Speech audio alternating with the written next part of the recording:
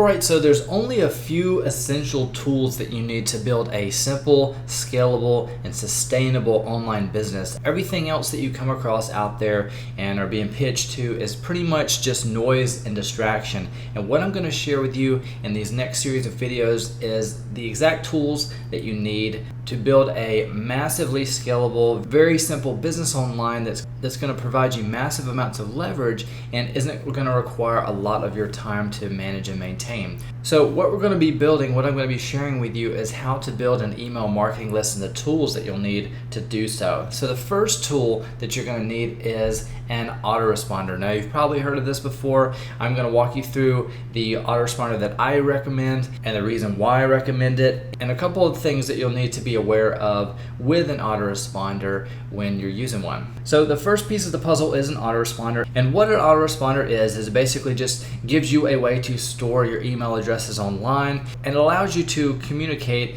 and send out messages to your email list. So that's all you're doing with an autoresponder. There's several other features that autoresponders have, but that's the main purpose of your autoresponder, is to capture those email leads, to have a place to store those online, and allow you to send out automated messages, hence the word autoresponder, to those, or just schedule out campaigns or messages whenever you choose. If you want to set them up manually, or you can have them go out automatically as soon as they opt in. So you can send them, a first email once they opt in, and then you can have a whole email series set up just like the email series that you're involved in here with this email marketing course, and you can have an email go out every single day or a couple times a day or every 3 days or every 2 weeks or whenever you want to schedule that. And what that allows you to do is, if you have these automated messages sent out and you have sort of a sales flow or a customer flow for your leads that come in, then it just automates your business. So if you have certain offers set up in your autoresponder, it will message your audience at specific times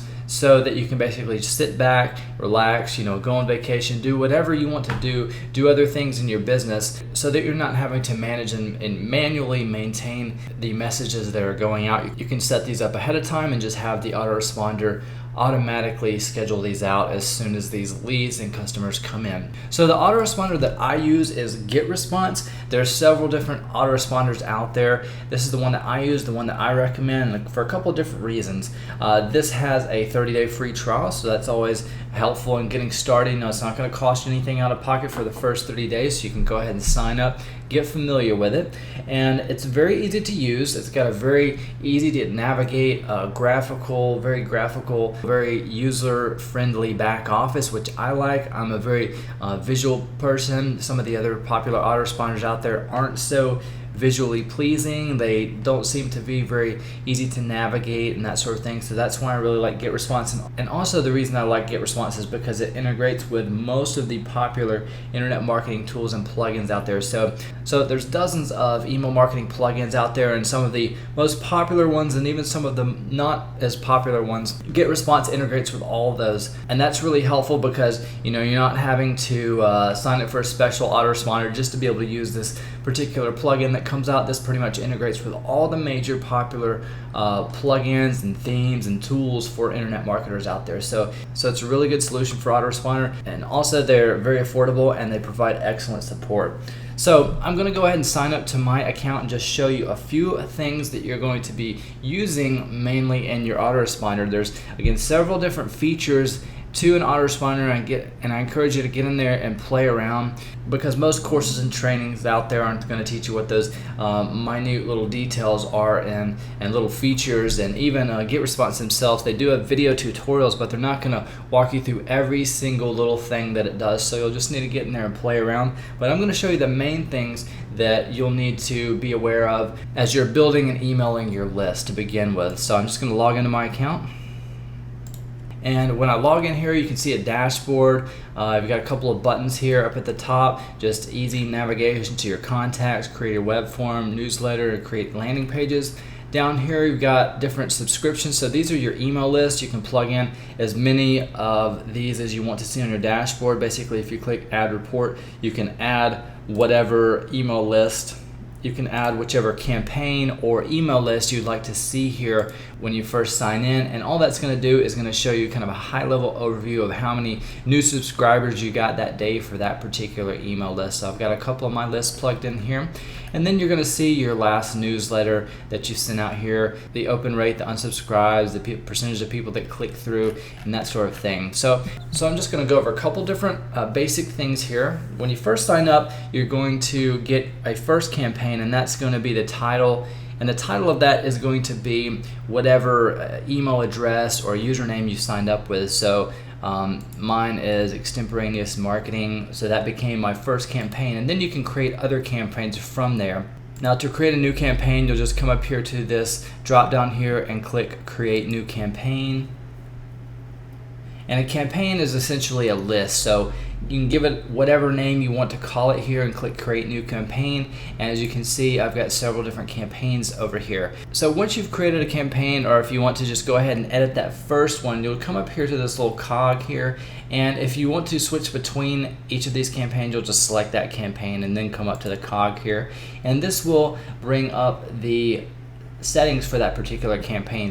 So first, you've got the campaign name up here at the top. You can rename this at any time if you need to change that for any reason. You've got the campaign email address. So if you have that switched to on, if someone were to email your campaign name at getresponse.com, then that would opt them into this particular list. Notifications, if you have that turned on, that will send an email alert to whatever email address you choose every time someone opts into your list. Now, the way I'm going to be showing you how to build your list rapidly is by buying clicks, buying solo ads. And honestly, this is going to get kind of annoying if you have hundreds or thousands of people opting into your list every single day, so I usually turn this notification off. Postal address, this is something that you need to have in place to comply with the USA CAN-SPAM law. So this is just going to be the address that you signed up with. If you need to edit that for any reason for particular campaigns or lists, you can click edit there. Under profile, I've just given this campaign a campaign title. I've selected a category.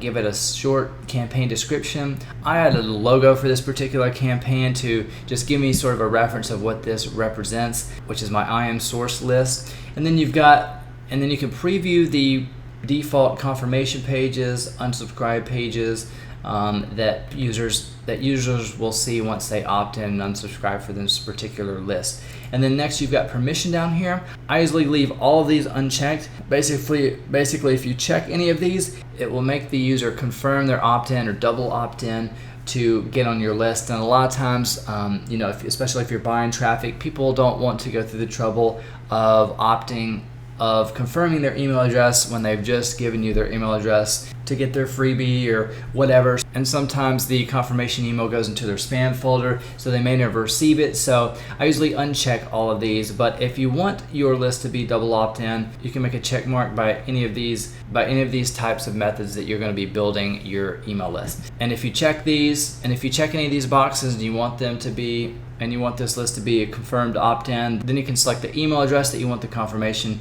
email to come from, the message, and the confirmation page that the person will see once they double opt into your list.